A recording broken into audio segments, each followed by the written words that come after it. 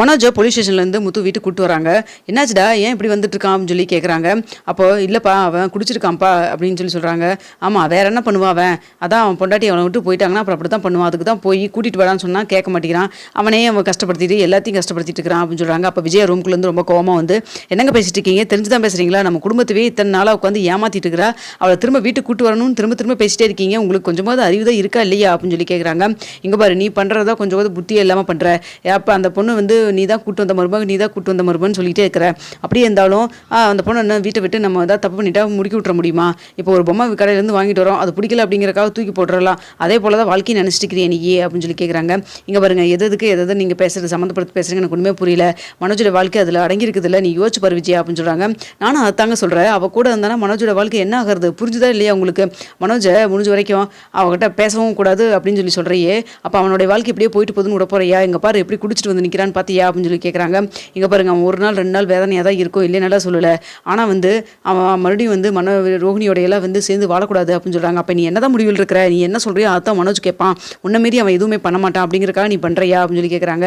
இங்கே பாருங்க, நான் எதாக இருந்தாலும் என் பிள்ளைக்கு நல்ல விதமாக தான் நல்ல விஷயத்தான் நான் பண்ணுவேன். அவன் நல்லவன் சொல்லி தான் நான் கல்யாணம் பண்ணி வச்சேன். இப்போ தான் தெரியுது அவள் யார் எப்பேற்பட்டவன் சொல்லிட்டு. இதுக்கப்புறம் பாலுங்கலத்தை கொண்டு போய் அவனை தலை சொல்கிறீங்களா அப்படின்னு சொல்லி கேட்குறாங்க. அப்போ என்ன தான் முடிவில் இருக்க சொல்லு அப்படின்னு சொல்லி கேட்குறாங்க. இங்கே பாருங்க, இனிமேல் அவன் எக்காரணத்தை கொண்டு வந்து மனோஜோட சேர்ந்து வாழவே கூடாது. அதுக்கு என்ன நடவடிக்கை எடுக்க முடியுதோ அதை தான் நான் பண்ண போகிறேன் அப்படின்னு சொல்கிறாங்க. அப்போ என்ன பண்ண போகிறேன் அப்படின்னு சொல்லி கேட்குறாங்க. இங்கே பாருங்க, அவன் குடிச்சிட்டு இருக்கான், அவன்கிட்ட இப்போதைக்கு எதுவும் பேச முடியாது, காலையில் பேசிக்கலாம் அப்படின்னு சொல்கிறாங்க. பரவாயில்ல விஜய், எதாக இருந்தாலும் பரவாயில்ல சொல்லு அப்படின்னு சொல்லி கேட்குறாங்க. இல்லை, டைவர்ஸ்க்கு அப்ளை பண்ணி டைவர்ஸ் வாங்கி கொடுத்துடலான் இருக்கேன். அதுக்கப்புறம் இவனுக்கு வேறு பொண்ணை பார்த்து நல்ல இடமா பார்த்து கல்யாணம் பண்ணிடலான் இருக்கேன் அப்படின்னு சொல்கிறாங்க. இது மனோஜிட்ட நீ கேட்டு இந்த விஷயத்தை பற்றி அப்படின்னு சொல்லி கேட்குறாங்க. இங்கே பாருங்க, நான் என்ன சொல்கிறனோ அவன் அதை கேட்பான். நான் நல்லது மட்டும்தான் அவனுக்கு பண்ணுவேன்னு அவனுக்கே தெரியும். நீங்கள் வேணால் ஏதாவது சொல்லிகிட்டு இருக்கலாம் அப்படின்னு சொல்கிறாங்க. இங்கே பாரு விஜயா, வீட்டுக்கு வாழ வந்த பொண்ணை வேண்டான்னு சொல்லி முடிக்கி விட்டு இப்போ அடுத்து கல்யாணம் பண்ணுறதெல்லாம் ரொம்ப தப்பாக இருக்குது அப்படின்னு சொல்கிறாங்க. வேறு என்னங்க பண்ண சொல்கிறீங்க? நம்மளை வந்து இது மாதிரிலாம் போய் சொல்ல சொன்னோம், இல்லை திருட்டுத்தனம் பண்ணி வந்து நம்ம பையனை கல்யாணம் பண்ண சொன்னோமா? அவள் தானே எல்லாத்தையும் பண்ணா, அவளை நம்பணுமில்ல, அவள் சொல்கிறது அத்தனையும் உண்மையை சொல்லி நம்பணுமில்ல, நம்மளை சொல்லணும் அப்படின்னு சொல்கிறாங்க. பரவாயில்ல விடு, ஆனால் வந்து அவள் பொண்ணு பொய் சொல்கிறான் அப்படின்னா எதுக்காக சொன்னான்னு சொல்லிட்டு ஒரு தடவை கூட அவளுக்கு சான்ஸே கொடுக்கல. அவள் என்ன தான் சொல்கிறான்னு கேட்டிருந்தோம்னா நான் வந்து அவள் பண்ணது கரெக்டாக தப்பான்னு நம்ம யோசிச்சிருந்துருக்கலாம் அப்படின்னு சொல்கிறாங்க. என்னங்க சொல்ல போகிறா? மீறி போனால் மனோஜை பிடிச்சிருக்கு, அதனால் கல்யாணம் பண்ணுறக்கு வேறு வழி தெரியல, அதனால் போய் சொன்னேன்னு சொல்லி ஏதாவது சொல்லுவா. வேறு என்னத்தை சொல்லிட்டு போகிறா அப்படின்னு சொல்கிறாங்க. வேறு இன்னொன்று கூட சொல்கிறக்கு வாய்ப்பு இருக்கே அப்படின்னு சொல்கிறாங்க. வேறு என்னங்க அப்படின்னு சொல்லி கேட்குறாங்க. அதுக்கு காரணம் நீதா அப்படின்னு சொல்கிறாங்க. என்னங்க என்னை என் மேலே பழிய போடுறீங்க அப்படின்னு சொல்லி கேட்குறாங்க. ஆமாம், நீ தான் எப்போ பணம் காசு அப்படின்னு சொல்லி அது பின்னாடி தானே ஓடிட்டு இருப்பேன், அதனால் பணம் காசு இருக்குன்னு சொல்லி சொன்னால் தான் மனோஜை கல்யாணம் பண்ணி வைப்பேன்னு சொல்லி தான் அவள் பண்ணியிருந்துருக்கலாம்ல அப்படின்னு சொல்கிறாங்க.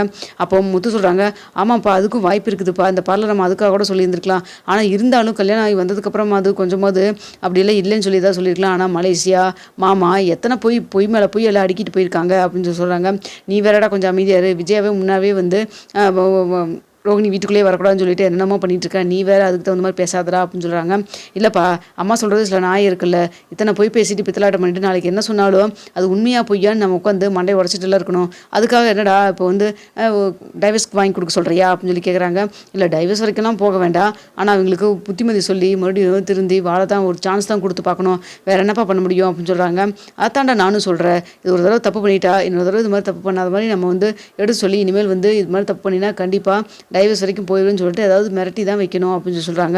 இங்கே பாருங்கள், நீங்கள் என்ன வேணால் சொல்லிக்கிங்க, ஆனால் ரோகிணி கண்டிப்பாக மனோஜோட சேர்ந்து வாழவே கூடாது, அது நான் ஒருபோதும் அனுமதிக்கவும் மாட்டேன். நான் வந்து மறுபடியும் வந்து இந்த வீட்டில் கூட இல்லாமல் நான் போயிடுவேன். அவள் இந்த வீட்டுக்குள்ளே வந்தாலும் நான் இந்த வீட்டில் இருக்க மாட்டேன் பாருங்க அப்படின்னு சொல்கிறாங்க. என்ன விஜயா, நீயே வயசானதுக்கு தகுந்த மாதிரி பேசு, என்ன இப்போ பிளாக்மெயில் பண்ணிட்டு இருந்தால் என்ன பண்ண முடியும் அப்படின்னு சொல்கிறாங்க. இங்கே பாருங்கள், எனக்கு என் பையனுடைய வாழ்க்கை ரொம்ப முக்கியம், அவன் ரோகிணியோட சேர்ந்து வாழக்கூடாது, அவ்வளோதான். அவளை பற்றி இப்போ தெரிஞ்சு போச்சு இல்லை, தெரிஞ்சதுக்கப்புறம் மறுபடியும் வீட்டுக்கு கூட்டு வரணும்னு சொன்னதில் என்ன ஒரு நியாயம் இருக்குது அப்படின்னு சொல்லி சொல்கிறாங்க. இங்கே பாரு, நீ பேசுறதெல்லாம் சரி கிடையாது, அவள் வீட்டுக்கு வரட்டும், இவள் என்னதான் சொல்கிறான்னு பார்ப்போம், அவள் சொன்னதில் ஏதாவது நியாயம் இருந்தால் பார்ப்போம், இல்லைன்னா விட்டுற பார்த்துக்கலாம் அப்படின்னு சொல்லி சொல்கிறாங்க. இப்போ என்னதான் பண்ணணுங்கிறீங்க? அவளை கூட்டு வந்து என்னதான் சொல்கிறான்னு கேட்போம் அப்படின்னு சொல்கிறாங்க. இப்போ அதுக்காக நான் வந்து அவட்ட போய் பேசணுமா அப்படின்னு சொல்கிறாங்க. நீ ஒன்றும் பேச வேண்டாம், அவள் வந்து என்ன காரணம்னு சொல்லட்டும், அதுக்கப்புறம் பேசிக்கலாம் அப்படின்னு சொல்கிறாங்க. அதே போல் முத்துவும் மீனாவட்டையும் சொல்கிறாங்க. அப்போ மீனா சொல்கிறாங்க, நான் அங்கே வித்யா வீட்டில் தான் இருப்பாங்க, நான் போய் வேணா கூட்டு வரட்டுமாங்க மாமா அப்படின்னு சொல்கிறாங்க. நீ அதெல்லாம் ஒன்றும் பண்ண வேண்டாமா, வித்யாவுக்கு இல்லைன்னா ரோகிணிக்கு யாரோ ஒருத்தர் கால் பண்ணி வீட்டுக்கு வர சொல்லு அப்படின்னு சொல்கிறாங்க. சரின்னு சொல்லிட்டு மீனாவும் கால் பண்ணுறாங்க. சொல்கிறாங்க. வித்யா மீனாவுடைய கால் வரதை பார்த்துட்டு, இங்கே பாரு ரோகிணி, வித்யா மீனா கூப்பிட்றா அப்படின்னு சொல்லி சொல்கிறாங்க. என்னன்னு சொல்லி கேளு, ஸ்பீக்கரில் போட்டு பேசு அப்படின்னு சொல்கிறாங்க. இல்லை மாமா வீட்டுக்கு வர சொன்னாங்க ரோகிணியை அப்படின்னு சொல்லி சொல்கிறாங்க. இதை கேட்டு நான் தான் சொன்னேன்ல அவர் வர சொல்லுவான்னு சொல்லிட்டு, நீ என்னமோ சொல்லிட்டு இருந்த அப்படின்னு சொல்கிறாங்க. சரிடி வீட்டுக்கு போய் பாரு, பக்குவமாக பேசு, எதுவும் கோவப்படாத, நீ மறுபடியும் அங்கேயே வாழணும், புரிஞ்சுக்கோ அப்படின்னு சொல்லி சொல்கிறாங்க வித்யா சொல்கிறாங்க. இதை கேட்டு அதெல்லாம் நான் பார்த்துக்கிறேன் அப்படின்னு சொல்லிட்டு ரோகிணி ரொம்ப சந்தோஷமாக நம்மளை வீட்டுக்கு வர சொல்லிட்டாங்கன்னு சொல்லி கிளம்பி போகிறாங்க.